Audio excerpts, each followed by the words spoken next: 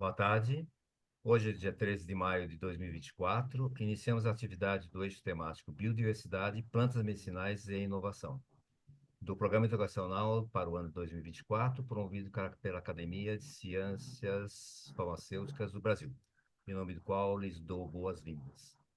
Em 2024, as atividades, desculpem, educacionais estão organizadas sob 6 eixos temáticos: análises clínicas toxicológicas, educação em ciências farmacêuticas, biodiversidade, plantas medicinais e inovação, insumos farmacêuticos, pesquisa farmacêutica toxicológica e clínica, tecnologia farmacêutica e toxicológica.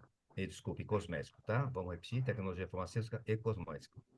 As atividades acontecem todas as segundas-feiras ao longo do ano, das 18 às 19h30, e o calendário sempre é divulgado no site da academia, cienciasfarmacêuticas.org.br, e nas redes sociais.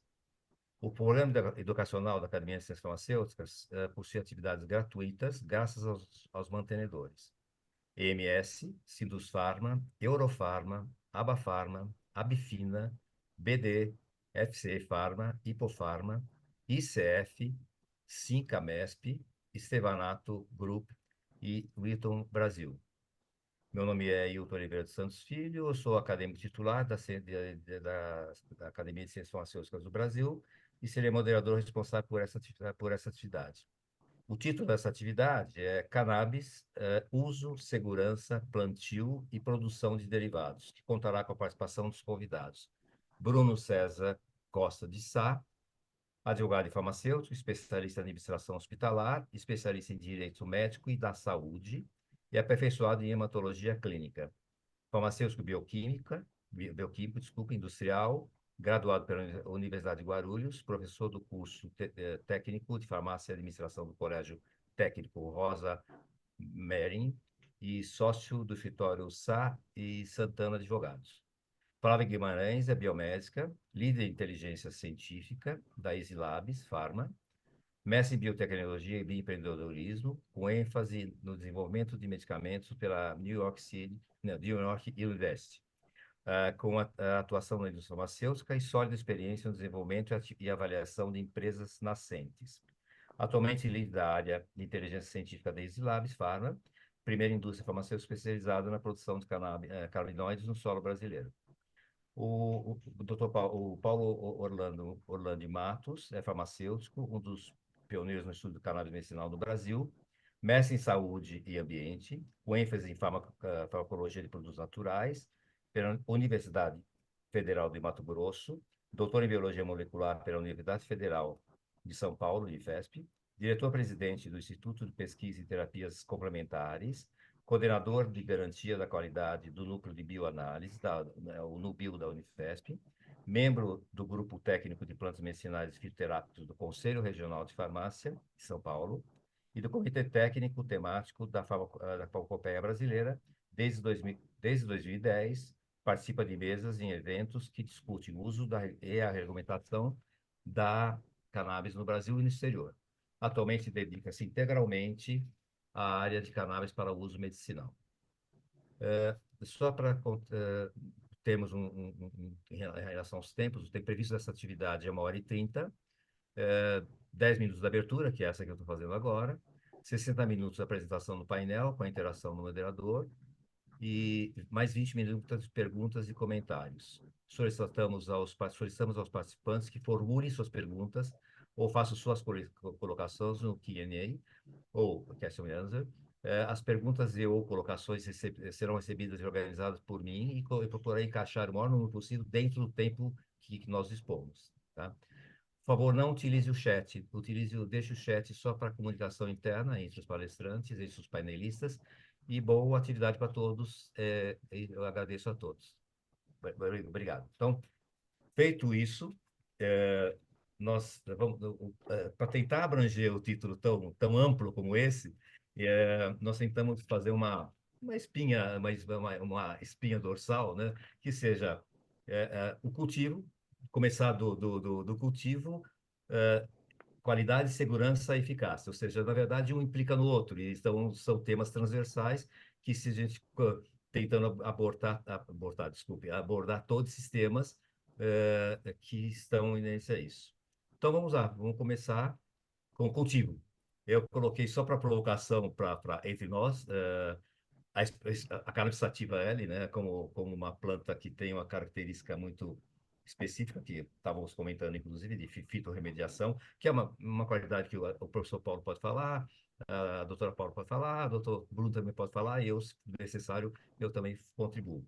E implicações na qualidade do cultivo da cannabis, aspectos científicos, regulatórios e jurídicos. Aí vem habeas corpus, e o que o doutor Bruno pode falar com mais consistência sobre isso. Então, está aberto o painel, podemos falar sobre isso, sobre o cultivo e tentar passar nesse tempo pequeno que a gente consegue transcorrer em cima disso. Já tem uma questão aqui, peraí. Vamos lá, vamos em frente. A boa tarde a todos. Ok. Vamos lá? Quem se habilita, por favor?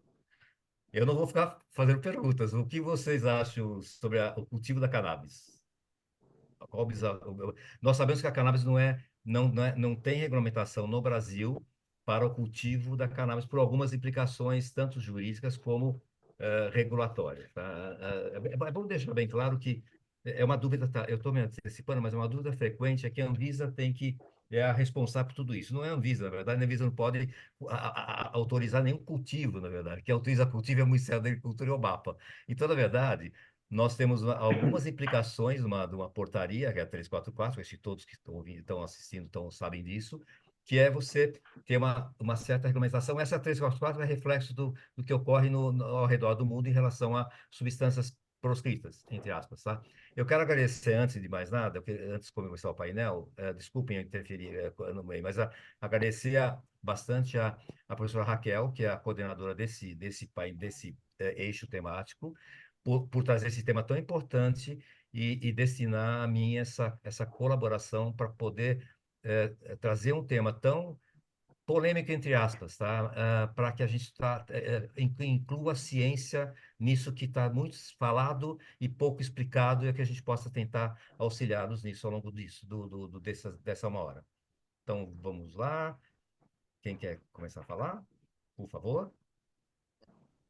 Podemos falar entre nós. Quem pode contribuir com o cultivo, por exemplo? Bom, eu posso, se for pela idade, né? Inversa, eu começo agradecendo muito ao convite, à professora Raquel, à presidência da academia, através do Hilton. Agradeço muito a oportunidade de estarmos aqui discutindo um tema tão importante. Então, meu nome é Paulo, boa noite a todos, é um prazer estar aqui com o Bruno, Flávia e Hilton para discutir esse tema. O cultivo é uma questão muito polêmica, em outros países já está sendo discutido há alguns anos e eles têm avançado bastante. No Brasil, infelizmente, nós só podemos cultivar através de autorizações judiciais, né? Temos algumas instituições privadas, inclusive, já cultivando. Em Minas Gerais temos uma, temos universidades já cultivando, a Federal do Rio Grande do Norte tem uma autorização, e aparentemente nós temos em torno de 4.000 salvo-condutos que autorizam que as pessoas plantem a partir de uma decisão judicial. Isso só para situar a questão de quem está cultivando, né, e quantas pessoas tem já cultivando no Brasil, que é bastante significativo, mas eu acho importante a gente abordar a questão de que não é fácil cultivar. Há um bom tempo se dizia-se que é fácil cultivar, qualquer pessoa poderia cultivar.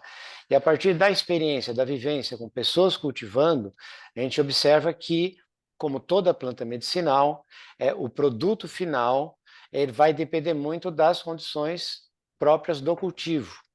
Além disso, de que cada pessoa cultivando uma mesma variedade, depois a gente pode avançar um pouco em outra dificuldade, que é saber qual variedade está sendo cultivada, ela cultivando de maneiras distintas, teremos produtos distintos.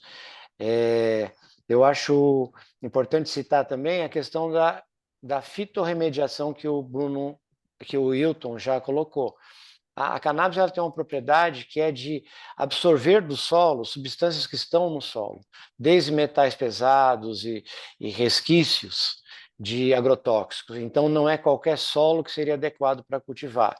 Os próprios insumos farmacêuticos, insumos agrícolas, eles têm que ser de uma qualidade diferenciada, porque se houver alguma contaminação no insumo, seja no substrato, seja nos vasos, seja no material que é utilizado para o cultivo, a cannabis teria essa propriedade de absorver essas substâncias que estão no vaso. Não quero me alongar, vou passar a palavra para Bruno e Flávia, para que a gente possa vencer esse primeiro ponto do cultivo. Se eu puder, então, complementar, né, do ponto de Uhum. vista aqui da indústria. Primeiro, eu gostaria, né, de agradecer o convite, agradecer à Academia de Ciências Farmacêuticas e à doutora Raquel, né, por estar aqui hoje, por ter feito esse convite, e agradecer a todos que estão aqui nos assistindo. Espero que seja um painel bem proveitoso para todos nós, né? É um prazer poder dividir esse momento aqui com o Paulo, com o Wilton e com o Bruno. Bom, trazendo a questão do cultivo, né, sob o ponto de vista da indústria farmacêutica, né? Então, eu faço parte da SLabs, né? Acho importante todo mundo ter isso bem compreendido, porque, obviamente, a minha posição vai ser sempre, né, sob o ponto de vista da indústria farmacêutica. Nós hoje somos o primeiro grupo, né, especializado aqui no Brasil na cadeia da cannabis, desde da questão, né, do cultivo até a questão do acompanhamento do paciente final. Tudo bem, Flávia, mas como que você está falando de cultivo se aqui no Brasil a gente não pode cultivar, né? Como é que a estrutura de vocês, então, é realizada, né? A gente precisa ter, né, então, uma estrutura fora do país para poder fazer essa parte do cultivo, já que aqui no Brasil a legislação não permite que a gente possa fazer o cultivo. Então, em função disso, nós nos estruturamos como uma unidade internacional na Colômbia, né, para que a gente possa fazer o cultivo e depois que esse cultivo é feito, a gente também não pode importar, né? A flor seca aqui no Brasil, ela precisa passar por uma primeira etapa de extração para que a gente possa incorporar isso aqui nas nossas dependências, né? Numa empresa do nosso grupo que vai fazer a purificação deste insumo e, posteriormente, a incorporação deste insumo num produto acabado, né, farmacêutico, para ser disponibilizado na farmácia lá na frente. Então, a forma que a gente criou para não precisar ficar dependendo dessa aquisição de insumos terceiros foi criar essa empresa fora, né, na Colômbia, onde a gente pudesse fazer o nosso próprio cultivo lá. Por que que isso é muito importante para nós, né? Primeiro, para não ter que depender dos outros, né, para poder fazer essa importação, né, não depender de cadeias externas, do mercado externo, né, para a gente poder garantir o nosso supply chain, né, essa performance do nosso supply chain. E, além do mais, se a gente, né, detém essa parte da nossa cadeia, a gente também pode ter muito mais controle sobre a qualidade. Como foi muito bem colocado pelo Dr. Paulo anteriormente, a cannabis é uma planta complexa para a gente poder pensar no cultivo dela. É importante que a gente possa fazer, né, garantir com que todo esse processo seja feito no mais alto padrão, para a gente chegar primeiramente no insumo e depois num produto acabado que tenha a qualidade. Então, a forma que a gente conseguiu, né, pensar para poder resolver essa questão, já que não pode cultivar aqui no Brasil, foi montando a nossa própria empresa fora, para que a gente pudesse ter essa independência, né, e garantir esse supply chain com qualidade e na quantidade que a gente precisa, já que o processo de importação não é muito simples, né, por se tratar de uma substância controlada. Vou deixar para o Bruno trazer suas considerações agora.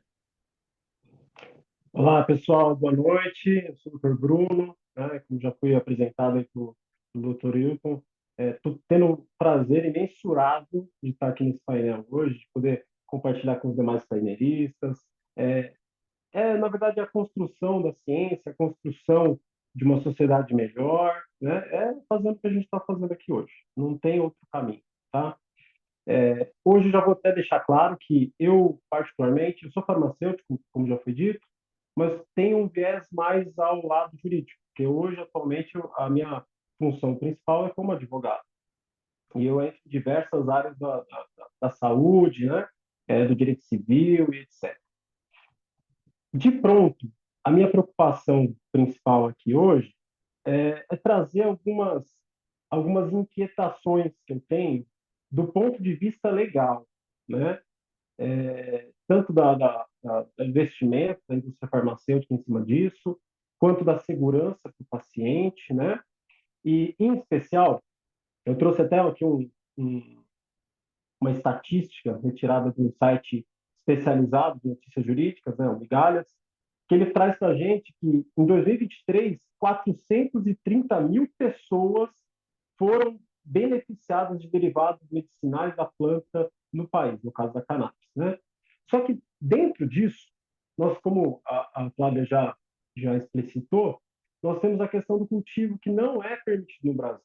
Eu vou até, ao longo desse painel, eu vou adentrar em algumas legislações para poder explicar isso, né? E, em especial, né, com relação ao cultivo, uma preocupação que eu partilho e que a gente vai falar aqui ao longo desse painel é com relação aos habeas corpus, onde o judiciário vem autorizando o paciente a ele mesmo plantar, a ele mesmo colher e ele mesmo extrair, como se fosse passar um cafezinho. E essa é a minha preocupação. Tanto que o Dr. Paulo já comentou agora há pouco, né, com relação da dificuldade do plantio, a dificuldade do solo correto, a dificuldade de pureza do produto, a dificuldade de intoxicação do produto. Então, assim, diante de todas as preocupações técnicas, eu vou ficar mais focado hoje nesse painel em trazer a questão jurídica. Em alguns momentos pode até ser que eu adentre alguma coisa na parte farmacêutica, mas como os colegas já são mais focados nesse ponto, eu vou me atentar mais às questões jurídicas, às questões de legislação e às preocupações legais que eu venho notando com relação ao tema, tá bom? Peço para continuar e volto para o Will. Não, em relação, posso aproveitar? Desculpe, aproveitar você tocou na sua preocupação em termos como advogado e farmacêutico. Ele comentou comigo que, inclusive, ele não sabia que se envolver com o cannabis, porque a TCC dele na farmácia foi com o cannabis medicinal. Então, estou só comentando, desculpe se é segredo, mas não é segredo, está publicado, então, na verdade, Não, é isso não, mesmo. não tem segredo não. Não Assim, tem segredo nenhum. a sua preocupação específica em termos de jurídicos, o que que você tem? Porque acho que isso é interessante, porque a gente, como cientista, como médico, cientista, farmacêutico, a gente talvez tenha essa. Até a própria indústria tem algumas perguntas que já estão aqui, posso até trazer depois, são perguntas mais simples, tá? Mas a sua aplicação, acho que seria interessante se nós sabermos qual que seria essa preocupação principal em relação Claro, ao claro. jurídico. Fragilidade, Ó, tudo que você vê. peço licença, vocês me dão licença para me estender só um pouquinho, por conta que eu juntei um aparato legal de algumas coisas que eu acho importante a gente trazer para ficar muito claro a preocupação do ponto de vista jurídico com o tema, tá? Em especial, eu começo dizendo, trazendo a fala do ministro do Superior Tribunal de Justiça, né, ministro Reinaldo Soares da Fonseca, abro aspas para o ministro, né, falando da cannabis. O direito à saúde não é direito de alguns, não é direito daqueles que têm poder econômico para importar. O direito à saúde é de todos, fecha aspas. E ele continua, né? Abre novamente aspas.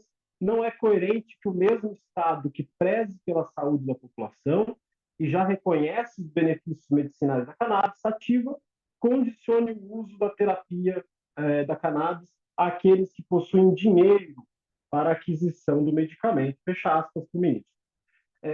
Diante disso, né, a gente começa a observar alguns habeas corpus. Depois eu vou explicar um pouquinho melhor dos habeas corpus, mas eu vou trazer a emenda que está sendo. Todos os habeas corpus estão vindo com a mesma emenda, está tendo uma coisa que a gente chama de jurisprudência.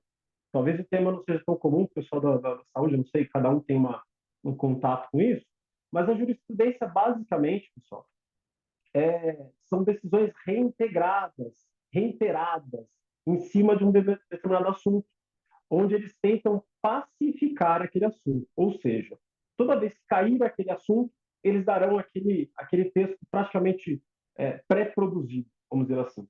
É a mesma resposta do tribunal. Então, ele traz para a gente a seguinte emenda, para esses casos da cannabis, tá? A emenda. Habeas corpus, cultivo doméstico da planta cannabis sativa para fins medicinais. Habeas corpus preventivo, uniformização do entendimento das turmas criminais. Reparem, uniformização das turmas criminais. Isso é importante, gravem isso. Risco de constrangimento ilegal, direito à saúde pública e melhor qualidade de vida, regulamentação. Omissão da Anvisa e do Ministério da Saúde, a tipicidade penal na conduta. É assim que eles estão decidindo as questões da cannabis. Essa é a emenda, né? Depois eles vêm explicando ponto a ponto, que a gente vai trazer aqui também. Eu vou ficar lendo por conta de poder a gente entender isso. Não faria sentido ficar lendo absolutamente tudo, né? Mas, basicamente, eles estão trazendo para a gente que eles entendem que existe uma omissão da Anvisa e do Ministério da Saúde com relação a isso, né? Nesse sentido ainda, a gente observa que, olhando a Constituição Federal, nós temos uma questão importante. No artigo 22 da Constituição Federal, ela fala quem é competente para legislar sobre direito civil, direito comercial e direito penal. Tem outras áreas do direito que aparecem aqui, mas eu vou recortar essa inicialmente, tá? Por que eu vou recortar essa? Porque quando a gente está falando do sistema da cannabis, a gente vai especialmente entrar nesses 3 ramos do direito: direito civil, direito comercial, direito penal. O direito civil vai falar das relações de consumidor, das relações de danos morais, danos materiais, vai ter questões relacionadas a acesso à saúde, tudo isso vai estar no direito civil. O direito comercial, por óbvio, porque as empresas estão negociando entre elas. Tem, inclusive, direito internacional envolvido com isso, né? E o direito penal. O direito penal, por quê? O assunto é absolutamente transversal. Como eu falei com o Hilton recentemente, né? A gente estava conversando, e eu falei, Hilton comentou isso até, falou, o tema é muito transversal. O tema, ele entra em diversos pontos, né? Inclusive no direito penal, tá? E aí, quando a gente olha do ponto de vista quem pode legislar sobre o assunto, é o Congresso Nacional, nos termos do artigo 48 da Constituição Federal, tá certo? A gente vai ter aqui a questão no artigo 61 da Constituição, falando da prerrogativa exclusiva para leis complementares. Eu vou explicar um pouquinho mais para frente sobre isso, por que a lei complementar vai ser interessante, até abordando a questão da portaria 344, né? Além disso, a gente precisa entender um pouquinho o que é as formas de normas, né? Porque a gente tem lei, a gente tem resolução, a gente tem emenda constitucional, né? Tem portaria, e tudo isso tem uma função e tem um peso, tá certo? A nossa Anvisa, ela foi criada em 99 pela Lei 9.782, né? E ela vem com a responsabilidade de normatizar, controlar e fiscalizar produtos, substâncias e serviços de interesse para a saúde. Pessoal, aqui é o ponto que eu queria falar para vocês com relação àquilo que eu falei. Grava isso que tem relação com o criminal. Por quê? Porque quando a gente começa a falar da cannabis, a gente vai falar um pouco mais ainda disso, da questão da ilicitude, da licitude, de drogas, etc. Quando a gente começa a falar da cannabis, ela é uma droga que, a princípio, ela tem um caráter proscrito no Brasil, né? Ou seja, ela é proibida. E ela é proibida diversos pontos, não é? Posso até depois ler aqui os artigos, os verbos todos que colocam, mas é muito abrangente as proibições.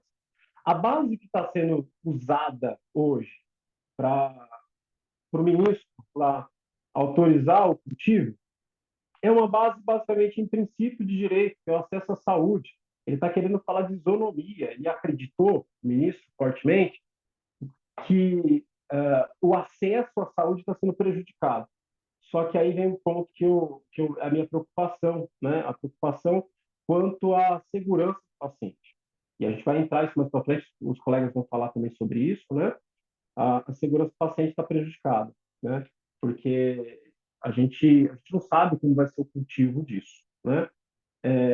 Aí, por fim, só para poder já passar a palavra para os colegas, depois eu vou continuar me aprofundando nisso, a gente tem a questão da Lei 6.368 de 76, que é a lei, basicamente, que institui o tráfico de drogas.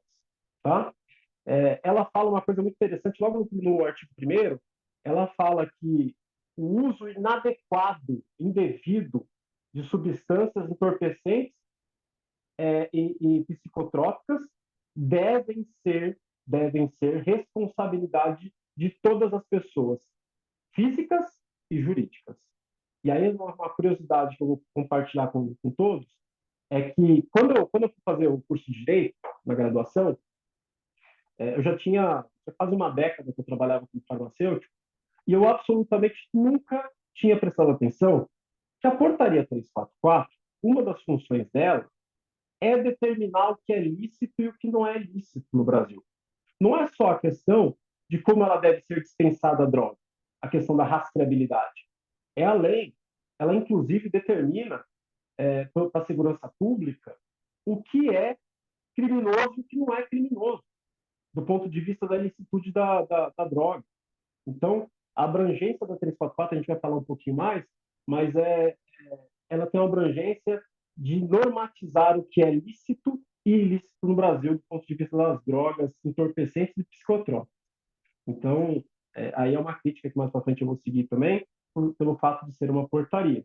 Mas, por hora, a minha preocupação, a princípio, vai nesse sentido. A gente vai se aprofundar ao longo do painel, mas, a princípio, o que eu tenho para falar de preocupação jurídica é o quê? O risco do paciente com relação a esse plantio, esse cultivo, a transversalidade disso entrando no direito criminal, né? Porque a Anvisa, veja, a Anvisa, como eu falei, a função dela é regulamentar, nortear as questões de saúde, mas quando abrange questões criminais, acaba tendo essa transversalidade, a gente começa a ter um problema, porque aí passa a não ter competência da Anvisa, e isso acaba impactando na questão criminal. Tanto que já foi visto alguns casos que relatado aqui que pessoas que estavam fazendo tráfico de droga e tinham em mãos uma receita, porque provavelmente deve ter o crime organizado, sabemos, né? Provavelmente deve ter alguém que prescrevia para ele e tinha uma receita em mãos. Então ele alegou que era usuário, mas a polícia já tinha feito todo o ambiente, já tinha visualizado a movimentação dele, mas é um risco que a gente tem, é uma preocupação que a gente tem. Então é nesse sentido que eu estou aqui hoje no painel, tá bom? Devolvo aí para você. Só queria complementar, só para a gente não se estender. Eu acho que já foi bem explorado em termos jurídicos. Tá? Na verdade, você mostrou o arcabouço jurídico praticamente inteiro, e inclusive citou a 344, citou a criação da Anvisa, a responsabilidade da Anvisa, e eu coloco só aqui. É um tema transversal, sim, já tem algumas perguntas nas questões e respostas, que eu talvez até introduza, porque tem até o nosso presidente, o presidente da nosso presidente, não, o presidente da academia, o Lula não está participando, mas de qualquer maneira, vamos lá. Eu acho assim, eu acho que essa transversalidade e isso posso só talvez os outros painelistas não concordem, eu sou um moderador apenas, tá? Esse arcabouço jurídico tão fragmentado e tão com portarias são hierarquicamente diferentes. Então, assim, eu acho que a Anvisa, aqui o painel a gente tem que focar em medicamentos, cannabis para uso medicinal, tá? Existe uma discussão muito grande no Congresso em não se conseguiu no mundo inteiro, quantas gramas que caracterizam um usuário, quantas gramas com um traficante. Então, essa é uma questão mais para Congresso, concordo totalmente, para Congresso primeiro, e depois o Supremo decidir se acontecer o que é pertinente ou não. Por tudo que você falou, Bruno, acho que a gente pode trazer para o nosso universo tanto da indústria farmacêutica, que a Flávia está aqui, e da universidade, e quem pesquisa isso, como o Paulo também está aqui, a Anvisa e a 344. A 344, a Anvisa também segue a 344 em termos de medicamento, tá? Não é só cannabis. Eu queria, porque já tem uma pergunta aqui, que é em criminalização, para a história da cannabis, aliás, uma pergunta anônima, a pessoa não se identificou. Depois eu vou introduzir, mas assim, o preconceito não é o que define isso. Nós estamos aqui trazendo ciência para algo que está cheio de preconceito, na verdade, por conta de diversos fatores. Os fatores são sociais, são e principalmente econômicos. Então, de qualquer maneira, a gente tem que trazer esse painel para um nível para romper essa bolha de que não é, eu falei acho para todos, né? Isso eu repito para todo mundo. A cannabis não é a planta do diabo, mas também não é a panaceia. Então, assim, na verdade, cannabis é um tratamento adjuvante, ou coadjuvante, depende para algumas situações que a própria Anvisa, que é a 327, que também é outro que eu quero já elogiar a Anvisa aqui na minha palavra, porque a 327 dá uma transitoriedade que não existe em nenhum outro lugar do mundo. Nós temos há 5 anos, que não vai dar 5 anos, né? Tem que fazer estudo clínico, mas nós temos a transitoriedade de se tornar medicamento ou não, se você sai do mercado.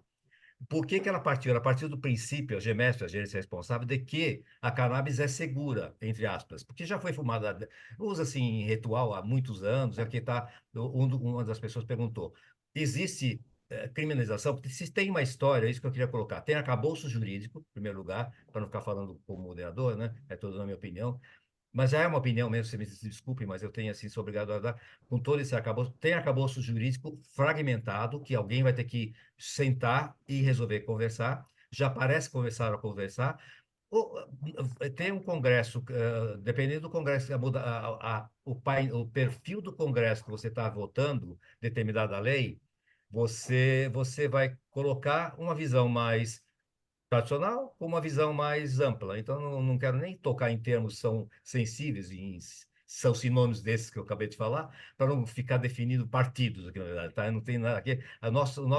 Nós temos que trazer ciência a isso tudo. Então, basicamente, o que você falou, eu queria só colocar, para já incluir, porque tem algumas perguntas que a gente já pode. Eu queria propor, como nós temos Wilson, 1h20, pois deixa não, eu só Bruno. fazer um apontamento breve, bem breve mesmo, só para que todos compreendam também. Aqui eu estou fazendo o papel do advogado diabo. Vamos Sim, brincar, estou dizendo isso. Porque, na verdade, eu sou farmacêutico também. Eu, sim, particularmente, eu não tenho absolutamente nenhum preconceito com nenhum princípio ativo. Se o princípio ativo for estudado, tiver passado por todos os testes e ficar demonstrado que ele é eficiente, é eficaz, bola para frente, vamos usar para cuidar dos nossos pacientes. Agora, o que eu estou tentando trazer aqui hoje é uma preocupação que eu percebo que os profissionais da saúde, em geral, meus colegas, e eu me incluo nisso, né? Eu acabei ramificando, eu estou numa outra trincheira diferente, mas eu sou um servo da área farmacêutica, né? Então, eu quero deixar só claro que não há preconceito.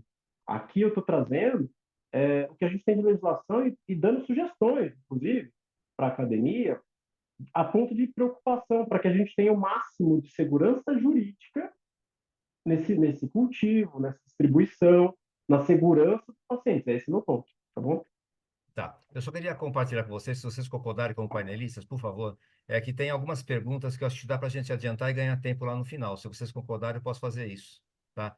Que a gente acaba ganhando um pouco mais do tempo lá no final. Vocês concordam com isso? É uma mudança de rumo. Se vocês concordarem, eu vou fazendo. Ou quer falar primeiro, Paulo? Pode falar, você Concordo. queria falar Não, primeiro. muito providencial a sugestão. Eu acho que a gente deve passar por algumas perguntas para ganhar tempo. Então vamos lá. Deixa eu tentar achar aqui, porque tem tanta coisa aberta que a pessoa está aqui. Bom, tem uma pergunta da Glaucidiana sobre a Embrapa, que se tem condições de cultivar cannabis no Brasil. Certamente a Embrapa tem condições de fazer o que ela bem entender, porque nós temos uma tecnologia muito embarcada, muito grande na Embrapa. Nesse momento, a Embrapa com tudo que ela tem alguns tipos eu não posso responder pela Embrapa, tá? Eu conheço a Embrapa transversalmente por participar de alguns grupos que a Embrapa está presente, tá? Então, ela tem condições, sim, de fazer oportunamente, quando for regulada, tá? Uma outra pergunta que coloca é o que eu acabei de falar, que é uma pessoa anônima, se identifica com anônimos, tá? Então, na verdade, assim, eu tenho em vista, por exemplo, ele fala em relação à história da cannabis como um todo, tá? A história é milenar mesmo, não é só, é muitos anos antes de Cristo mesmo, tá? É da medicina lá de trás. Então, na verdade, a criminalização vinculada como droga a imigrantes, pessoas perigosas e negros, eu acho que isso é ficar muito, na minha opinião, desculpe, tá? Eu não sei quem é o nome da pessoa, mas é ficar muito raso na discussão. Nós estamos colocando criminalização, certamente uma das coisas que aconteceu é isso, mas não é a única. Então, haja visto a indústria do tabaco. A indústria do tabaco é uma indústria super ganha em qualquer congresso. Na época do tabaco regulado foi a mesma coisa. Haja visto o vape, os cigarros eletrônicos. Mas vamos lá. Eu acho que essa pergunta, basicamente, acho que a criminalização é um dos motivos, mas nós temos que trazer ciência para cá. O Dante está no próximo, tá, Dante? Se me permite, o doutor Dante, que é da nosso presidente. A Carla Oliveira, qual a posição, desculpe, aqui está pulando aqui o chão, da Easilabs em relação ao autocultivo, onde os pacientes podem buscar pelo HC, fazer o seu próprio remédio? Eu acho que dá para emendar com a do doutor Dante, que é o presidente da academia, com essas características especiais do cultivo da cannabis, como se pode autorizar o cultivo individual sem se conhecer com certeza a qualidade do produto resultante. E mais adiante eu vou unir as três, tá? Quais são os requisitos técnicos para cultivar na cannabis na Colômbia? Responsabilidade técnica, que é do Dr. Leonardo Teixeira, responsabilidade técnica, formas de proteção contra roubos, controle de produtividade, entre outros, que seria o que você falou de controle da cadeia. Basicamente, são perguntas complementares, na minha opinião. Se vocês acharem que não, vocês podem adicionar, mas vai de encontro ao próximo item, que é a qualidade, que acho que nós já podemos até passar esse item para qualidade, se não tiver mais nenhuma contribuição em cultivo, que está bem brincado com as perguntas e respostas daqui, que nós vamos tentar dar, e cada um, se puder contribuir. Deu para entender? Eu fui muito rápido, eu sou meio taque mesmo. De qualquer uma desses me dão uma controlada. Aí vocês controlam o moderador. Vamos lá, por favor. Obrigada, Ailton. Eu acho que, como tem uma pergunta específica ali para a posição da Islabs e fala um pouco da estrutura da Colômbia, eu vou tomar a liberdade de responder e depois, por gentileza, os colegas me complementam. Eu acho que o Bruno, né, ele já antecipou muito bem na fala dele a questão da garantia da qualidade, né, do paciente ali na pessoa física que estaria fazendo o autocultivo, né? Eu não vou abordar aqui a questão do recreativo ou o relato de pessoas recreativas, porque aliás, que fazem uso no recreativo, porque, de novo, eu não acho que é o ponto aqui da discussão, né? A gente está falando, está tentando trazer ciência e está tentando trazer a nível de produto farmacêutico de fato. Então, considerando esse viés, eu acho que a gente deve tratar como um produto farmacêutico de fato. Para qualquer outro produto que vem de plantas, a gente tem que ter um cuidado muito grande em toda a cadeia, desde o cultivo, desde a manipulação das sementes, né? Da constituição genética daquelas sementes que vão ser cultivadas para gerar, né, a planta que a gente vai usar para a obtenção do derivado vegetal lá na frente. Então, isto é um processo muito complexo e, como tal, para todas as outras plantas, e incluindo a cannabis, né, existe uma complexidade de processo muito grande para que a gente possa, né, chegar a garantir a qualidade daquele produto que vai ser gerado lá na frente. O simples fato, né, de pegar os constituintes finais e misturar num óleo, né, para que o paciente possa fazer a ingestão, isso é o mais simples da cadeia, né, do que a gente está falando aqui. Então, garantir toda a etapa que vem para trás, né, tanto na parte do cultivo, né, a parte da extração, de fato, né, que é um processo delicado também. Então, para que isso tudo seja feito da melhor forma, e mais importante, né, reproduzindo que todos os lotes, todos os próximos frascos, todos os próximos produtos serão iguais, a gente realmente precisa considerar aquilo, né, de forma farmacêutica, assim como a gente considera outros produtos que também vêm de plantas com o mesmo nível de seriedade. Com relação mais especificamente, né, a essa questão do controle na Colômbia, resumindo muito rapidamente, né, a gente tem que atender a algumas normas, obviamente, do país, mas, de forma geral, a gente tem que garantir, né, as boas práticas de agricultura e do cultivo, tem que garantir que ali a gente tem um responsável técnico, tanto para a parte do cultivo, quanto para a parte da produção dos derivados vegetais que acontecem lá na Colômbia. Então, a gente está falando aqui de 2 responsáveis técnicos, um agrônomo ou um engenheiro agrônomo aqui para a parte do cultivo e um químico ou um engenheiro químico para a parte dos derivados vegetais. Paralelamente, né, também é uma substância que é tida como controlada lá pelas instituições colombianas, então a gente precisa trabalhar com alguns controles junto ao país, como, por exemplo, solicitando cotas, solicitando licenças, né, mostrando os tipos de cultivares que a gente vai produzir, que a gente vai manipular, e todo esse processo, então, precisa ser regido a nível do governo da Colômbia também, obviamente, em consonância com o que eu preciso apresentar para a Anvisa, que, né, na hora dela fazer toda a análise lá da minha cadeia e falar que o meu produto realmente é produzido do início ao fim, com as práticas de qualidade, como deve ser seguidas, né, de acordo com a resolução da Anvisa também. Então, espero que eu tenha conseguido aí esclarecer as 3 perguntas numa só. Se porventura, né, tiver algum ponto que a gente possa aprofundar, a gente volta mais na frente. Vou abrir para os colegas complementarem agora. Por favor, Paulo. Tá, eu vou complementar a Flávia, primeiro parabenizando pela decisão que a Easy Labs tomou de produzir lá fora, na Colômbia, enquanto a gente não tem ainda a regulamentação aqui no Brasil. E também por ter escolhido a Colômbia. A Colômbia tem um modelo regulatório muito interessante que busca restaurar uma série de problemas que a Colômbia já teve por ser um grande exportador de drogas, através da regulamentação. Mas eu queria deixar claro aqui que é difícil encontrar o melhor caminho. Só que nesse momento, nós, no mundo inteiro, nós estamos vivendo dentro de um grande laboratório. A cannabis,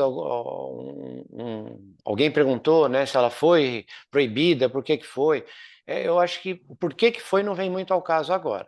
Mas é importante ressaltar que o mundo inteiro está fazendo experiência em modelos regulatórios para descriminalizar o uso da cannabis e poder utilizar todo o potencial terapêutico dela. A Easy Labs usou o modelo que foi adotado em algumas dessas experiências, que é o da verticalização, da semente ao paciente. Nos Estados Unidos, os vários estados regulamentaram de maneira diferente. O Colorado, que eu tive a oportunidade de visitar, utilizou esse modelo da verticalização, ou seja, a pessoa pode plantar, extrair, dispensar para o paciente. Já o estado do Washington adotou um outro modelo, que é o que é adotado lá para o álcool, ou seja, quem planta não pode extrair e quem extrai não pode vender o remédio. Justamente por uma preocupação de a pessoa dominar a cadeia toda e haver a possibilidade de desvio, né, do produto. O importante é ressaltar que nós não sabemos ainda qual é o melhor caminho, mas nós precisamos encontrar um caminho. Por quê? Porque apesar do Dr. Bruno ter colocado que há chance de desvio, diversão, né? elas fogem do medicamentoso e vai para o recreativo, apesar de haver essa possibilidade, as pessoas que estão fazendo uso hoje, elas fazem uso porque elas precisam. E porque elas eram refratárias às outras medicações. Nenhuma medicação resolvia. Isso está muito bem documentado. Tem uma pergunta que coloca assim, qual o potencial, a gente vai passar já, se o tempo permitir, o potencial terapêutico, quais são os trabalhos científicos que embasam essa decisão mundial de descriminalizar e acabar com a proibição, que é uma proibição global através dos tratados internacionais, e quais são o que a gente poderia dizer para as pessoas que têm pouco conhecimento sobre o potencial da cannabis. Então, isso não é de hoje, desde lá da década de 80, que isso vem sendo discutido, e até um slide que era muito utilizado pelo professor Lisaldo Carlini, que era de um alto comitê lá nos Estados Unidos, era uma charge, eles discutindo, puxa, hoje em dia, se a gente procurar uma referência científica que diz que a cannabis não serve para nada, a gente encontra. E se a gente procurar uma que diga que ela é uma droga que traz uma série de propriedades farmacológicas, terapêuticas, a gente encontra também. Onde está a verdade? Qual é que vale?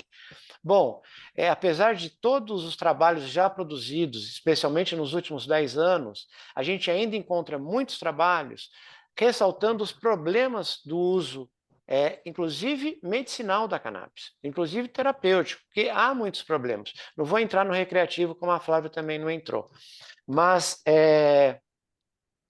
esses problemas a gente tem que tentar resolver o problema, e não assim tirar, eu acredito, né? E não tirar a possibilidade da cannabis. É a mesma coisa para a pergunta, para a colocação do Bruno, de que a gente é um problema. A Anvisa, o judiciário, a Anvisa não regulamentar, o judiciário conceder os salvo-condutos, os HCs, mas essas pessoas que precisavam não tinham outra medicação. E isso a gente já viu, já está bem documentado dos benefícios que ela traz. Tem uma pergunta que é sobre... Eu conheço pouco sobre a cannabis, quais são os trabalhos científicos que embasam? Onde eu posso encontrar essa informação? Então, a Academia Nacional de Ciência dos Estados Unidos, uma instituição centenária, 2 séculos atrás, desde 1800, ela já publicou 3 relatórios sobre o estado da arte nos estudos da cannabis.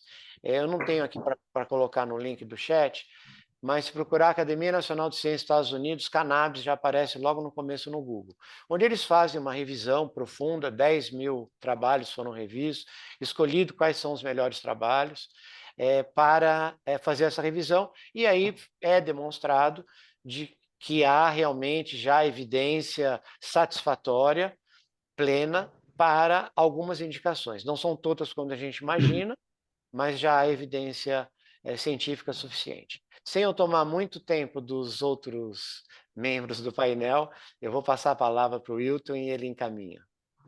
Na verdade, eu queria complementar. Em relação ao cultivo, só complementar para a gente. Tem uma pergunta do Dr. Dante, que é justamente como, e de todos, né? Como é que você garantia a qualidade para aquele que cultiva em casa? Não tem como garantir essa qualidade, minha opinião, tá? A cadeia que a EasyLab está adotando é horizontal, tá? O complementar ao que o Paulo falou sobre os Estados Unidos, a Europa é um pouco diferente, né? Na verdade, os Estados Unidos, se você passa de um estado por outro, dependendo do estado que você passou, você é preso pelo FBI. Porque o DEA não permite o cultivo federalmente falando, né? Então, assim, o cultivo e o uso, né? Então, na verdade, nós temos os Estados Unidos, na minha opinião, um pouco à parte, né? A América Latina e o Brasil, vou mais uma vez falar, tá? A Anvisa está à frente de tudo isso. Nós somos à frente... Só para deixar claro, o FDA já desde 4 anos atrás já tem uma regulamentação que não é do Farm Bill, não é o Farm Bill, que é para cânhamo, né? O cannabis, esse uso recreacional, tem uma regulamentação que autoriza a pesquisa e desenvolvimento com o cultivo para pesquisa e desenvolvimento da indústria farmacêutica. É um guideline que está presente lá, que se alguém procurar, e o que o Paulo citou, se vocês puderem utilizar o da Academia Americana, eu acho interessante, mas de qualquer maneira, o PubMed, se vocês entrarem lá em nível de evidência e colocarem, vocês têm como fazer filtro, o nível 1 e 2, você pode pegar até nível 4, não tem problema nenhum, mas assim, assim, quem não conhece nível de evidência, quanto maior o nível, né? O 1 é o maior nível de evidência. O que ele se toma são revisões sistemáticas, tá? Que é o maior nível de evidência, que eles são feitos em cima de outros trabalhos, estudos que compilam esses estudos com metodologia, geralmente é PISMA que é utilizado, é uma metodologia que você faz e você, e mais importante ainda na fala do Paulo, de que você nem para tudo é solução, como eu falei lá, não é? A cannabis não é panaceia, como nenhum fitoterápico é. Agora, o cultivo, há boas práticas de cultivo, boas práticas em todo o processo é muito importante. Porque é isso que garante a qualidade, vai garantir depois lá na frente a segurança naquele estudo que você for fazer, que vou falar, eficácia, né? Então, assim, na verdade, essa revisão sistemática que o Paulo citou, você quase que beira a efetividade, porque você está provando que na vida real você tem sim, além da eficácia que o estudo clínico mostra, você tem a efetividade que é da vida real. Tanto que o FDA já permite, né, a revisão RWD, que é Real World Dates, e RWE, que é Real World Evidence. A Anvisa já permite também que você utilize dados de evidências e dados do mercado, do que onde você pode ser prontuário médico, pode ser alguns outros estratégias, mas que vai entrar na frente em eficácia, para que você possa gerar dados de segurança e de eficácia, tá? O importante é que a gente mantenha aqui esse nível científico que traga mais ciência, já tendo em vista o arcabouço que o Bruno colocou legal, e nós sabemos que o uso recreacional, e que o Paulo tocou num ponto muito importante, isso que eu queria deixar bem claro. Na época que começou o uso da cannabis, não se tinha nada no mundo. As mães souberam, por as chamadas mães, né, que faziam em casa, porque não tinha outra forma de fazer. Então, assim, você imagina o seu filho que tem uma síndrome convulsiva grave, que vai morrer com 2 a 3 anos de idade. Você tendo esse tipo de criança que você sabe que ele convulsiona 50, 30, 40 vezes por dia. Então você vai fazer o quê? Eu faria tudo pelo meu filho, acho que como todo mundo faz. Se você acha que um medicamento que você planta no seu quintal e vai fazer uma panela de pressão, uma extração, e depois uma extração etanólica, que é pior ainda, eu não sou farmacêutico, eu sou médico, então, na verdade, eu conheço por ter muito tempo junto dos farmacêuticos. Mas, de qualquer maneira, tocaram-se em assuntos muito importantes aqui. O fitocannabinoide, não só a mistura, como a Flávia falou, é diferente de você ter, na minha opinião específica, minha opinião pessoal, quanto maior a, a, a, a manutenção dos fitocannabinoides, melhor. Então, eu acho que esse ponto que o Paulo trouxe, que a Flávia trouxe e o próprio Bruno trouxe em relação à complexidade do fitocomplexo e a complexidade de realizar o estudo clínico para mostrar eficácia e segurança é inerente a qualquer fitoterápico. E o porquê de você, a importância da extração que a Flávia falou, acho que poderia se tocar nesse assunto, a gente já passa mais adiante para a qualidade e eficácia, né? Já estamos na qualidade, agora falar um pouco de qualidade e eficácia. Como manter o fitocomplexo mais próximo daquilo que é o ideal de terapêutico, o que a gente deseja, com a extração e com esse objetivo. O Paulo pode fazer porque também é a Wilson, especialidade dele. posso só fazer uma parte? Pois não, pois não. Desculpa, por favor. Com relação a que você comentou, eu sou extremamente sensível, eu vou confessar, eu sou extremamente sensível a essas demandas desses pacientes. Eu tenho até clientes que a gente está tentando atuar de alguma forma aqui no judiciário, né? Só que o que é a minha preocupação aí, do ponto de vista da qualidade, já que a gente está nesse eixo, né? Eu entendo a questão do pai que pode fazer qualquer coisa, quer fazer qualquer coisa para a saúde do filho. Eu absolutamente entendo. Eu tenho também um filho, eu tenho um molequinho aqui de 4 anos, sou apaixonado pelo meu filho, e eu entendo um pai que faz isso. O problema que eu trago aqui não é o pai. O problema que eu trago aqui somos nós, profissionais da saúde, enquanto técnicos, e o Poder Judiciário, enquanto operador do direito. Por quê? Do ponto de vista como farmacêutico, tá? Eu vou me valer de farmacêutico agora. Código de Ética Farmacêutica, Resolução 724 de 2022, artigo 12, inciso 2, né? Ele me obriga a exigir de todos os profissionais da saúde o cumprimento da legislação sanitária. Então, o que acontece? Quando a gente normaliza o paciente, ou o pai, ou um ente querido, plantar e extrair essa cannabis, primeiro que a gente está desconsiderando a técnica farmacêutica. É o primeiro ponto e é sensível. O segundo ponto é que a gente não está observando o nível de segurança desse paciente. Porque eu entendo que o pai, por ser pai, a paixão de ser pai fará qualquer coisa. Mas o Poder Judiciário e os técnicos da saúde devem, no mínimo, acompanhar isso. Não faz sentido um paciente plantar, cultivar, extrair, não faz sentido, porque a gente sabe que não vai dar certo. A gente, até a conversa que a gente teve nos bastidores, né, você comentou com a gente com relação à quantidade de THC que fica aumentado dependendo do solo, etc. E a questão, é tudo questão científica. Então, a proposta que eu vejo aqui a gente cada vez mais, enquanto profissional de saúde, academia, Aí eu passo a bola até para a academia cada vez mais conseguir tocar junto com a gente. Aqui, eu estou na ponta de lança aqui do judiciário, mas eu sei que tem várias outras pontas de lança, né? E, e do ponto de vista aqui da parte científica, se eu tiver, vou falar com todas as letras, isso aqui é meu dia a dia, se eu tiver um prontuário médico demonstrando que o paciente já tentou de tudo e não tem outra forma, eu tenho certeza que eu consigo fazer o governo brasileiro pagar isso aí. Governo estadual, eu tenho certeza que eu consigo a cannabis para esse paciente. Então, esse é o meu ponto. Tá? Não me entendam mal. Eu sou alguém que eu quero realmente que tenha uma legislação sólida sobre isso. Eu acho que princípio ativo que tem efeito, que seja legalizado. E uma última coisa para ser dita. A diferença de um medicamento lícito e ilícito é a 344. Quem é farmacêutico aqui, a gente que é farmacêutico, a 344 é a nossa bíblia aqui para dispensar. Quem trabalha com medicamento especial sabe que se você não tem a rastreabilidade da 344, o medicamento é ilícito. Você enquanto farmacêutico, corre o risco de ser enquadrado como traficante de drogas. Então, esse é meu ponto. É só essa parte que eu queria trazer. Eu posso só, para que a gente possa contribuir, que tem diversas, tem dessas dezenas de perguntas aqui. O Paulo e a Flávia, se a gente puder. Eu estou preocupado com o horário, nós já estamos adiantados. Tem a colaboração aqui das perguntas e respostas são O tema é bom são demais. amplas.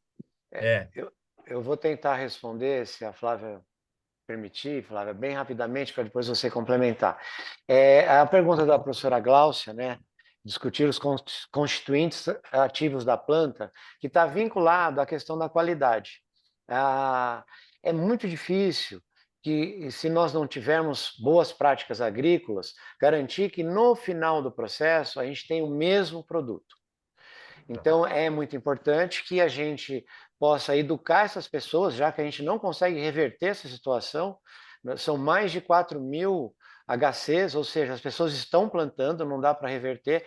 Então, o que tem sido feito para remediar? A Universidade Federal de São Paulo, assim como a Unicamp, tem 2 laboratórios que estão sendo disponibilizados, o do professor José Costa, na Unicamp, e aqui no próprio Nubio, ele está em processo para poder fazer essa análise dos constituintes para os pacientes, sem custo. Ou, a gente não sabe ainda como que a gente vai conseguir, mas provavelmente nós teremos condições de fazer essas análises e poder verificar minimamente os teores e os contaminantes principais, metais pesados e alguns agrotóxicos. Apesar que quando o uso é autocultivo, a gente espera que não tenha agrotóxico, mas pode ter vindo já no solo e nesse sentido. Agora, a cannabis, ela tem respondendo à pergunta da professora Gláucia, né, os constituintes encontrados na cannabis, os canabinoides e os terpenoides, como dito, eles vão variar de acordo com os métodos de cultivo e de acordo com a variedade. Diferentes variedades, aparentemente só existe uma espécie hoje, o consenso é nesse sentido, que é a cannabis sativa, a variedade sativa, a variedade índica, a variedade afeganis, provavelmente teremos uma variedade brasileira. Cada uma dessas variedades traz uma composição diferente. Ou seja, para que a gente possa garantir que esse produto tenha minimamente qualidade no sentido de reprodutibilidade, que aquele mesmo produto que foi obtido numa safra anterior seja obtido nessa, é de suma importância que se sigam boas práticas agrícolas e que se faça o acompanhamento durante o desenvolvimento da planta, ponto de colheita, uma série de fatores que vão influenciar tanto nos teores quanto no perfil fitoquímico daquela variedade. Eu vou passar para a Flávia para a gente possa distribuir aqui o tempo. Muito obrigada, professor Paulo. Eu acho, voltando, né, no ponto que o senhor até comentou, dos laboratórios que estão fazendo a identificação dos fitocannabinoides, né? Eu acho isso, inclusive, uma necessidade premente que a gente tem, porque a gente sabe que tem muitas pessoas fazendo autocultivo, a gente sabe das associações também, né, que não necessariamente são regidas, né, pelas boas práticas, como a indústria farmacêutica é regido. Então, é muito importante que a gente possa ter esses tipos de ferramentas, né, auxiliares, para que a gente possa minimizar os problemas que isso possa ter. Do nosso lado aqui na indústria, né, obviamente a gente precisa fazer aquilo que a Anvisa sempre nos pede para garantir que os lotes, né, são sempre iguais, ou seja, a gente precisa, né, quantificar algumas substâncias, alguns canabinoides, demonstrar, né, a ausência de alguns, como chama isso? Gente, fugiu a palavra, que usa para o plantio, os inseticidas, né, os agrotóxicos, né, demonstrar a ausência desses produtos, demonstrar também a ausência de micotoxinas, dos fungos, por exemplo, né, que poderiam estar ali contaminando aquela nossa colheita. Então, a gente precisa, né, comprovar isso regularmente em todos os lotes que a gente faz aqui na indústria, para que a Anvisa, né, e os pacientes tenham a garantia, então, de que todos esses parâmetros estão sempre sendo seguidos lote a lote. Acho importante a gente deixar claro que hoje, né, a gente está operando dentro da RDC 327 e a 327, né, essa resolução da Anvisa, ela exige apenas as identificações do canabidiol e do THC.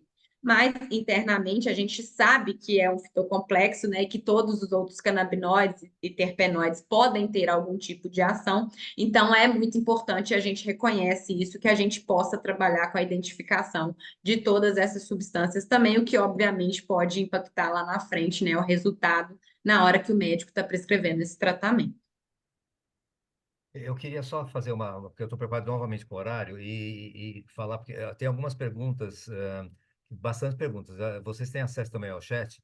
Eu acho que o Paulo, e você começou a falar, Paulo, sobre e acho que a gente podia passar já para a qualidade, finzinho e eficácia, que está implicando a eficácia, tá? A eficácia vai implicar em estudo clínico. A RDC 317 transitória tem algumas perguntas da revisão. A revisão vai ser apresentada agora, dia 15, se eu não me engano.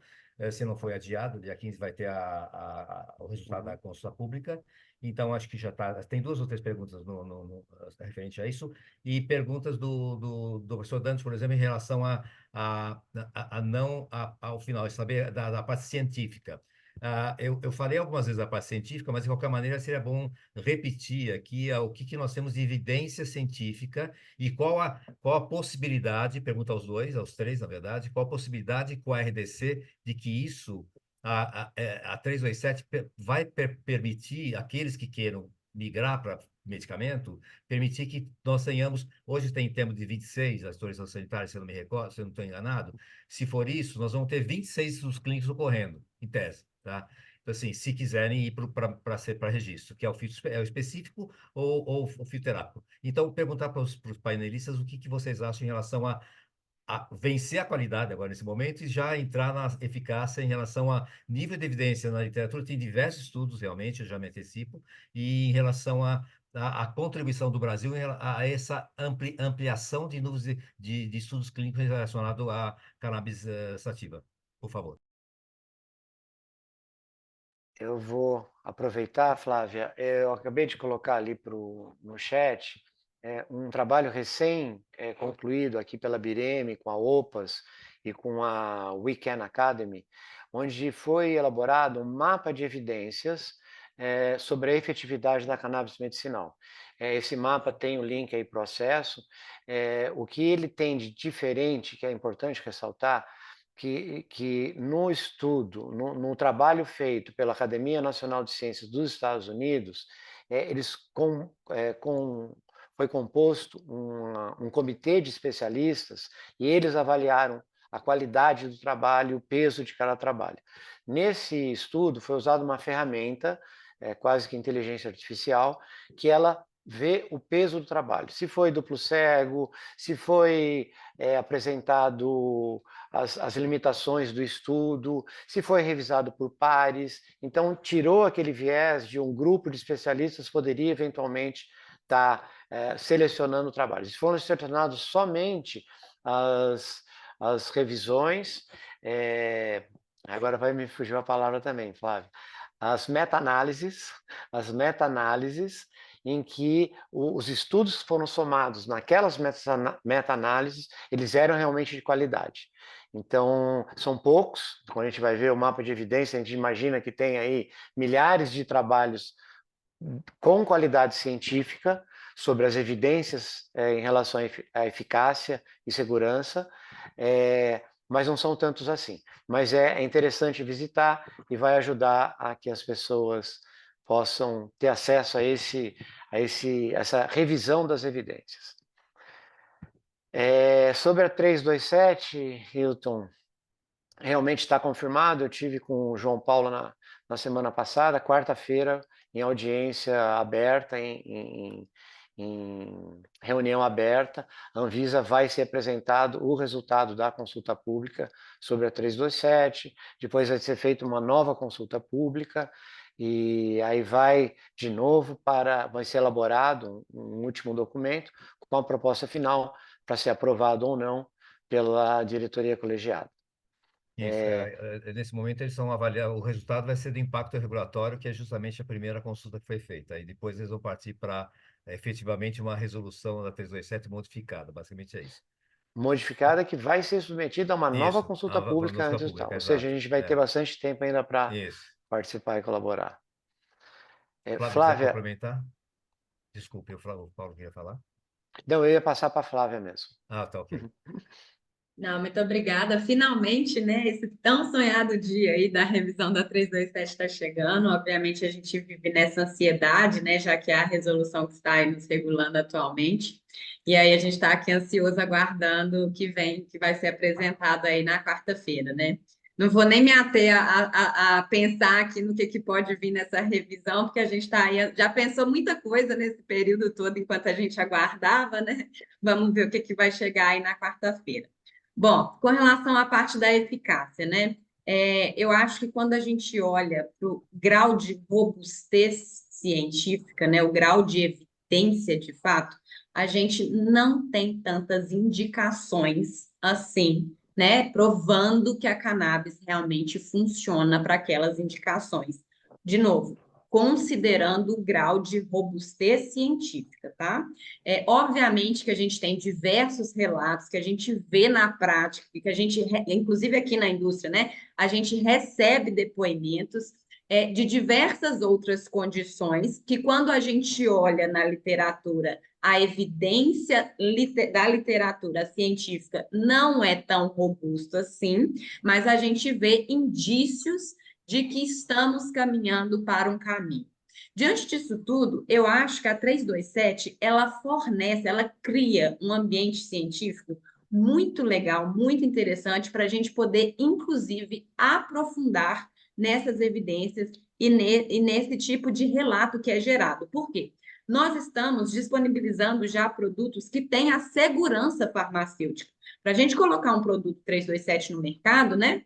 Um produto de cannabis que está disponibilizado na farmácia, ele precisa passar pelo mesmo critério de segurança como todos os outros medicamentos tradicionais, à exceção da parte da eficácia, que a gente tem esse período de 5 anos para comprovar. Então, o que eu quero dizer com isso? A Anvisa está permitindo que a gente coloque esses produtos já com segurança no mercado e deixando a prescrição, né, a indicação a cargo do médico prescritor.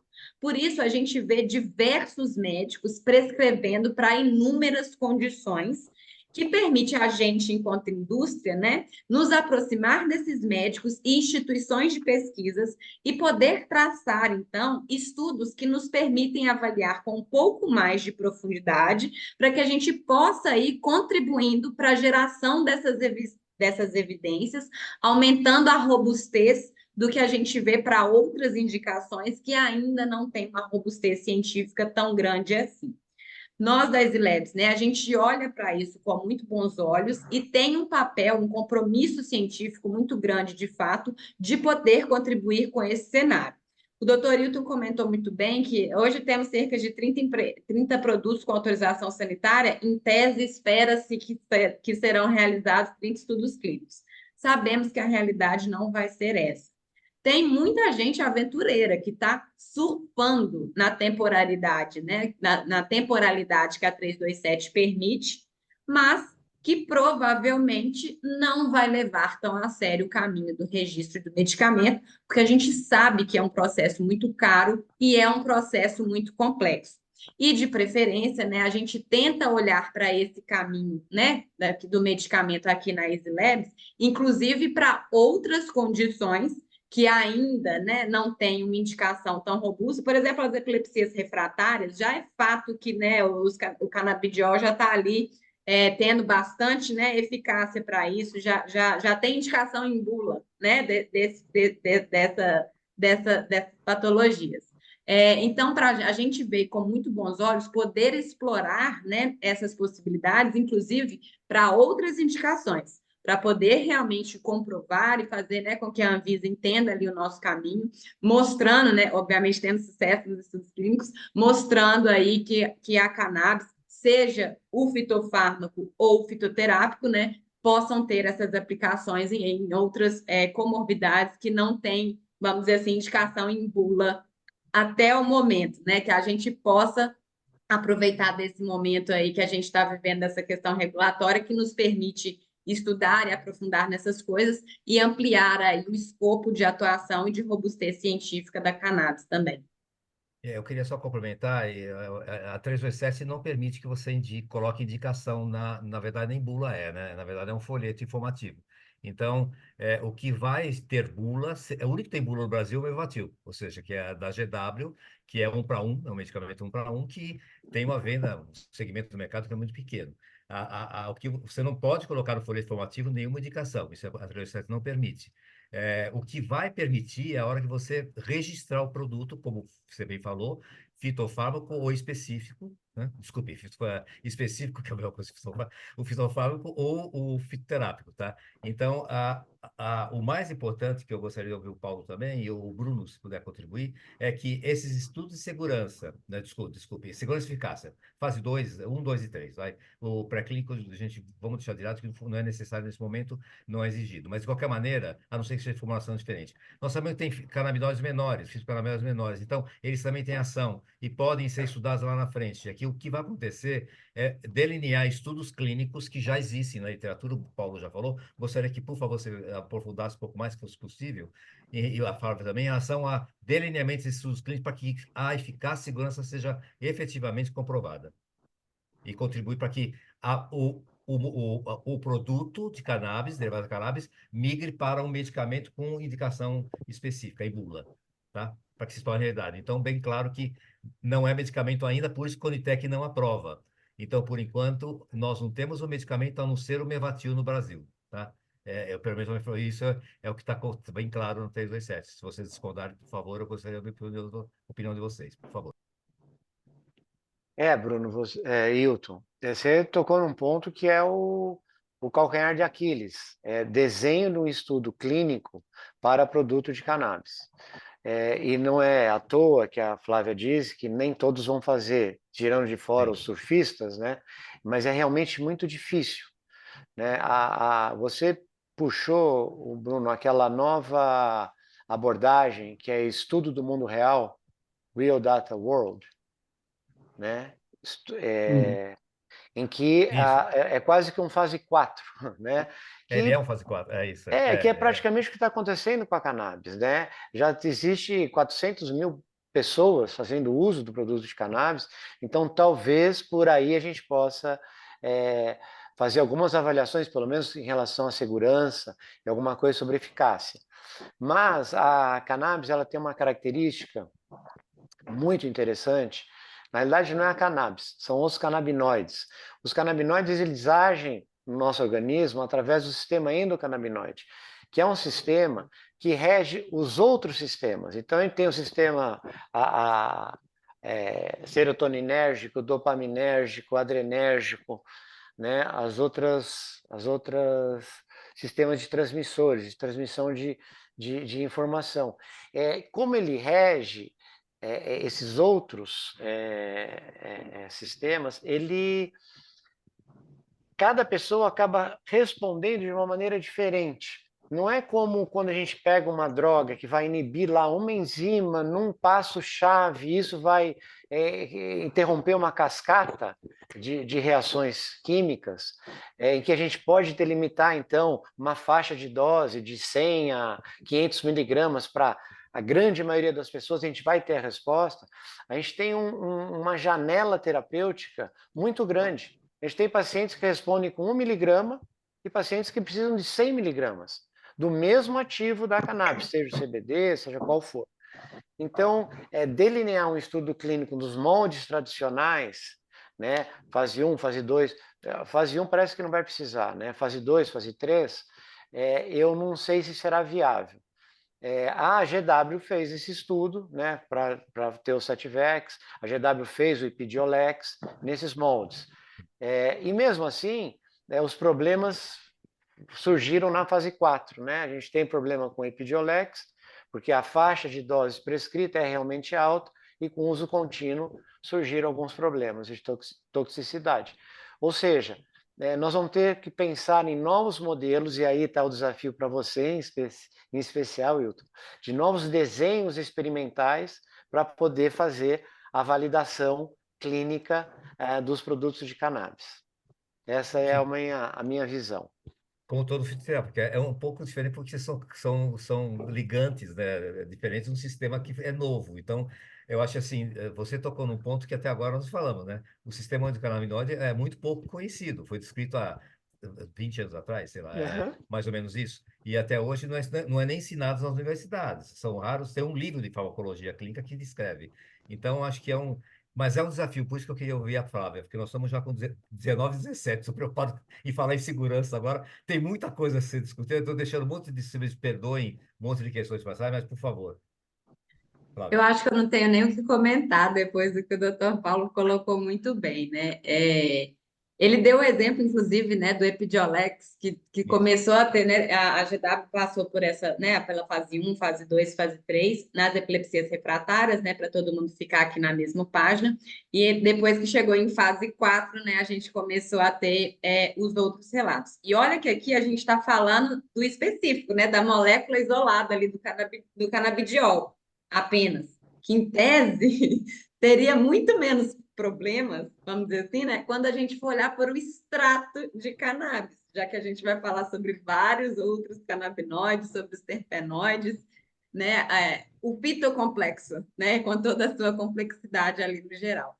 Então, sem dúvida, eu compartilho ali da opinião do Dr. Paulo. Eu acho que a gente está num caminho muito difícil até, né? Obviamente, aqui na ISE hoje, né? O que eu posso dizer? Nós estamos nos preparando para fazer uma fase 1, fase 2, fase 3, seguindo, né, o que a resolução já prevê como que é o tradicional, né? O fluxo normal do que a Anvisa já espera que a gente faça, né? Mas a gente sabe que a gente vai ter grandes desafios, inclusive olhando mais para frente, como, né, a própria GW, né, demonstrou aí claramente que também está precisando passar por esses mesmos desafios. O doutor Hilton comentou muito bem sobre talvez a possibilidade dos estudos de vida real. Isso, obviamente, já é algo que a gente tenta trazer para a nossa proximidade, né, para a nossa realidade. Se a gente olha hoje, pura e simplesmente, né, a resposta nua e crua que a gente tem da Anvisa é que um estudo de vida real não será válido como um estudo de vida como um estudo de registro para a via de medicamento, mas a gente acredita que pode ser um estudo que nos apoie, que forneça, inclusive, muitas evidências obviamente, traz mais segurança aí para o paciente. Nós fomos a empresa que venceu a licitação do Estado de São Paulo, né? Então, nosso produto é o produto que vai ser dispensado no estado inteiro para as epilepsias refratárias, e, obviamente, a gente espera, né, que com isso a gente possa, inclusive, colher muitos dados de vida real sobre a utilização desse produto ali, né, nessas epilepsias refratárias, para complementar os dados, né, que a gente objetiva coletar aí nessa jornada da nossa vida no registro de medicamento e facilitar as nossas conversas com a Anvisa lá na frente. Eu queria complementar só por favor, e o Bruno também, você, Flávia. A GW, no Brasil é um para um, né? CBD e THC, tá? É o Então, eu Mevatin. acho que O Mevatil. Então, na verdade, são estudos. O THC alto, existe o fitocomplexo, teoricamente, é menos inócuo, é menos perigoso do que o isolado, em tese, tá? Em qualquer. E se não, por isso que o específico. Bom, eu não vou entrar nesse detalhe que é muito aprofundado, mas assim, eu acho que o que você vai ter, né, quem começar a fazer estudo clínico, que começar a coletar as informações não dá para falar pós-registro, sabe? Porque é para registro. Mas a hora que você começar a fazer estudo clínico, você vai ter a farmacovigilância do estudo clínico. Você vai começar a verificar, e agora no fornecimento via SUS, vocês vão começar a verificar qual é essa, fazer a farmacovigilância, que é a fase 4 que o Paulo sugeriu. Então, como ele teve ligado à Sebride, não sei se ele está ou não, a Sebride faz muito bem fase 4. Então, eu gostaria que você falasse sobre isso, que um grande gerador de hipótese e o mundo real, dados e evidência em mundo real, é um grande gerador de hipóteses. Então, né, ele pode gerar uma hipótese de estudo clínico. Por favor, eu queria comentar de vocês, porque nós estamos com 5 minutos aí para terminar. Eu vou Ah, eu- aproveitar, com a permissão, responder uma pergunta do Dante que eu não poderia deixar de discutir, né? Ele comenta que leu poucos trabalhos científicos consistentes. Então a gente colocou lá um link onde vai dar o peso científico de cada trabalho e tal, que é a ponta do iceberg, são as meta-análises. Mas tem mais um fator que eu gostaria de trazer, o tempo realmente é muito curto, e aí vou discordar um pouquinho da Flávia. E a gente imagina que seja mais fácil, Flávia, a gente fazer um estudo com a molécula isolada. É óbvio, né? É só uma molécula. Imagina pegar uma solução complexa com várias moléculas interagindo em vários pontos, né? Vários sistemas dentro do organismo. Mas eu não sei se a cannabis ou o canabidiol, que é a molécula isolada, uma das, se seria o mais adequado para a gente avançar nos estudos. Porque para quem estuda fitoterápico, né? O fitoterápico é sempre uma solução complexa. E na cannabis a gente tem, dentro de um extrato complexo, a gente tem uma farmácia toda ali, com a possibilidade de sinergismo entre os constituintes. Isso é importante, e está aí a dificuldade da gente ver a qualidade de cada extrato, o perfil fitoquímico, os canabinoides minoritários, porque eles vão interferir na resposta do paciente, permitindo muitas vezes que um segundo canabinoide, um canabinoide minoritário, potencialize a ação do canabinoide majoritário. Ou seja, a gente observa que CBD, o canabidiol, num extrato completo, um extrato sem THC, são necessárias doses menores do que quando eu isolo o canabinoide. O que às vezes é o contrário para outras Sim. substâncias já isoladas. Ou seja, o desafio é muito grande e está posto para todos nós. Na verdade, isso a Flávia, se quiser complementar, mas é o grande desafio da fitoterapia, né? Por isso que é interessante, porque nos fitoterápicos você não pode copiar ninguém. O estudo clínico feito com um fitoterápico, você para ter outro, mesmo que seja igual, ele não vai ser igual, nunca o fitocomplexo é o mesmo.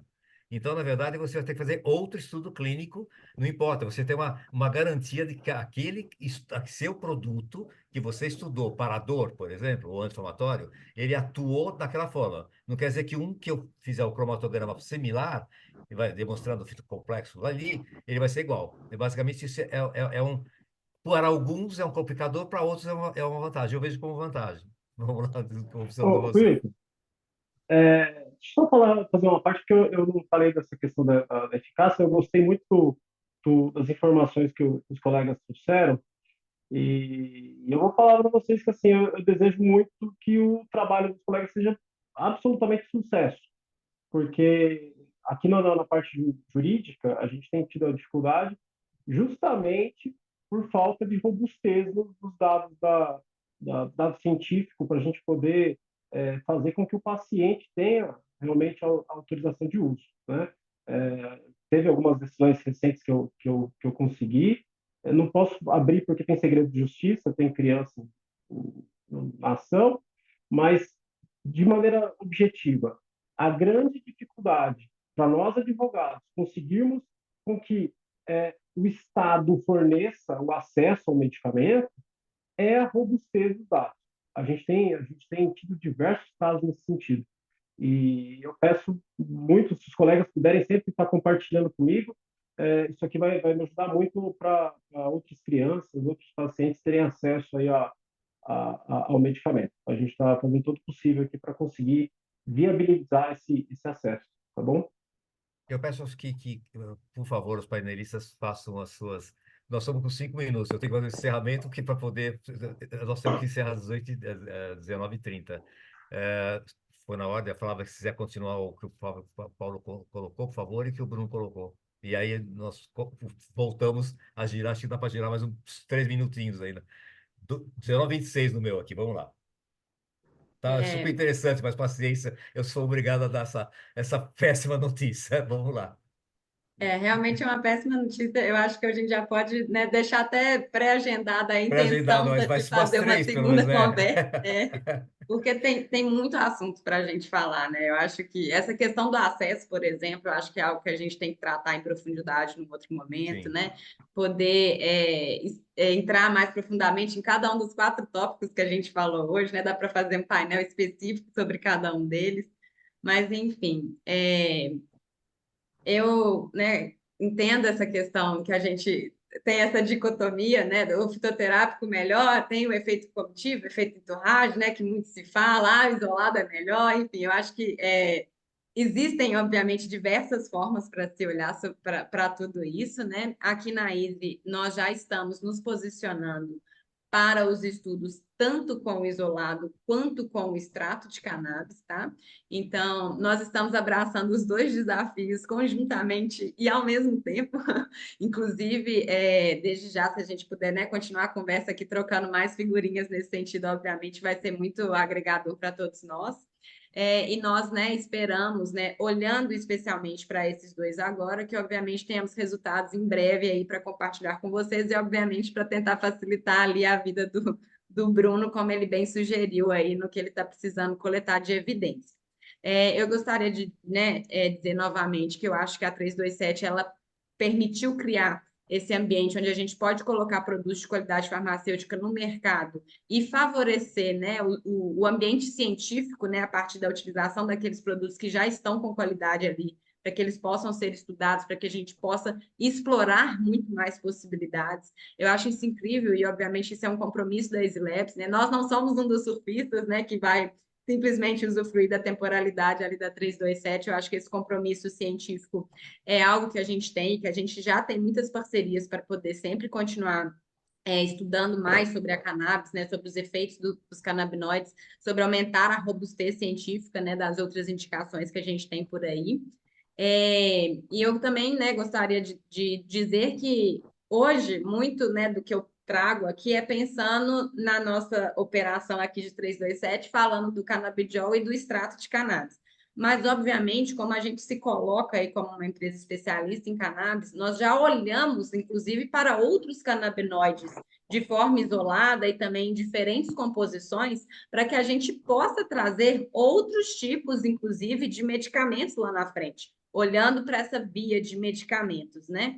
É claro que imediatamente a nossa operação é a 327, a gente está testando o mercado, né, já que ela nos permite testar isso agora, mas isso não quer dizer que a gente não tenha uma visão de longo prazo e possa aprofundar ainda mais o conhecimento sobre outras moléculas da planta, sobre elas em conjunto também, para que a gente possa aí trazer mais novidades e mais evidências, né, e novos registros de medicamento das possibilidades que estão aí no nosso horizonte.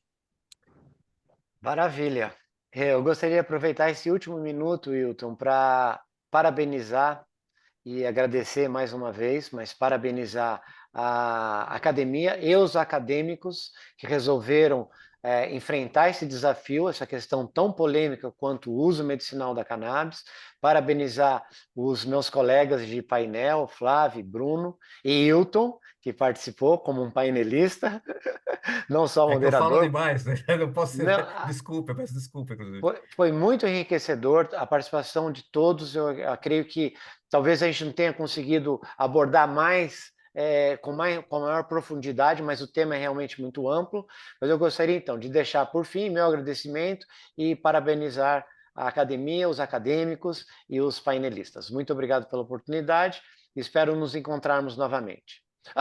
Tem uma coisa que eu ia dizer antes e não disse, depois de agradecer. As instituições ligadas à farmácia, sejam os conselhos, sejam as associações, elas têm um papel muito grande lá fora, tanto nos Estados Unidos quanto na Europa, e também Austrália, Oceania. Então é importante que instituições ligadas à farmácia assumam o espaço e o papel que nos cabe nesse momento. Agradeço mais uma vez. Obrigado. Eu vou no gancho do Dr. Paulo. Particularmente, adorei também. Agradeço muito à academia. É um prazer, uma honra imensurável estar participando desse painel com meus colegas. E realmente, o que o Dr. Paulo fala é uma realidade. A gente precisa que as instituições farmacêuticas entrem junto com a gente na ponta de lança para que a gente consiga fazer o melhor para os pacientes, no final das contas, né? E ressalto que a legislação que nós temos hoje para cannabis e outros medicamentos nesse sentido é absolutamente frágil. Estamos construindo um castelo numa fundação de areia. Exato. Gostaria, antes de passar a palavra para o Hilton poder fechar, gostaria apenas de fazer um agradecimento, agradecer aqui meus colegas de painel também, a discussão foi extremamente frutífera, me colocar já à disposição para quaisquer esclarecimentos que o pessoal tenha também, pode me achar no LinkedIn para a gente poder seguir conversando, e agradecer também ao convite da professora Raquel mais uma vez e da Academia de Ciências Farmacêuticas, eu acho que a gente está começando a falar de um assunto que deve se tornar cada vez mais falado e mais conhecido, e desde já realmente estou à disposição e vamos marcar aqui uma parte 2, que eu acho que a gente tem muito para falar. Obrigada a todos, gente, foi um prazer. Sim. Eu queria agradecer a todos vocês de coração, porque, na verdade, realmente é um projeto que é embrionário, que eu vejo como tal. Foi a professora Raquel também vê assim. Eu acho que nós vamos ter muito mais a conversar. Eu também, nós nos colocamos à disposição, podem encaminhar para a secretaria, para os links, se a Sibeli puder compartilhar. Eu acho que seria bastante interessante que nós pudéssemos continuar respondendo se houver. Não falamos interação, tem pergunta de interação, em população idosa, ou seja, nós vamos falar sobre isso. Eu só queria agradecer e finalizar, porque já passamos 1 e 2 minutos da nossa Eu hora. posso fazer só uma última sugestão? Uma última sugestão? Pois não. Como a gente não conseguiu responder todas as perguntas, uma saída pode ser encaminhar as perguntas para a gente, por acaso a gente responde. E depois É o encaminhar. que eu falei, podia encaminhar para centralizar no link, a Sibeli poderia, por favor, colocar o link da academia para que a gente possa encaminhar para lá, apesar que acho que dá para a gente resgatar do chat aqui, tá? Tanto do chat como Tá. das perguntas e respostas. E podemos fazer isso sim, ela encaminha para cada um de nós e nós podemos consolidar as perguntas e respostas para quem fez, tá? Eu queria Perfeito, aproveitar perfeito. para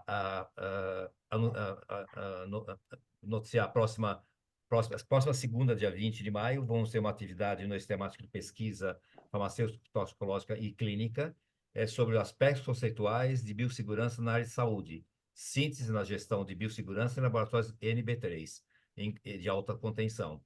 A informação já foi compartilhada pelo site, pelo chat, desculpe, e eu acho que também é um tema muito interessante, que isso faltou para nós na época da Covid. Eu acho interessante que vocês possam, inclusive, compartilhar também esse próximo evento e agradecer e lembrar que nós vamos ter um dos nossos patrocinadores vai realizar a quarta edição do WNTC, o Indie Total que é About Cannabis, o mais completo congresso sobre cannabis medicinal do Brasil, que acontece dia 25 de junho, e o link com as informações sobre o evento está sendo compartilhado no chat que acho que já foi compartilhado. É isso. Esse congresso é a quarta edição, acho interessante, e eu acho bastante que agradecer a todos mais uma vez, e encerrar, desculpe a academia pelo atraso, mas encerrar, que o assunto foi bastante de coração. Muito obrigado a todos. Boa noite para vocês. Obrigado. Boa noite, obrigado. Obrigado. Tchau, tchau.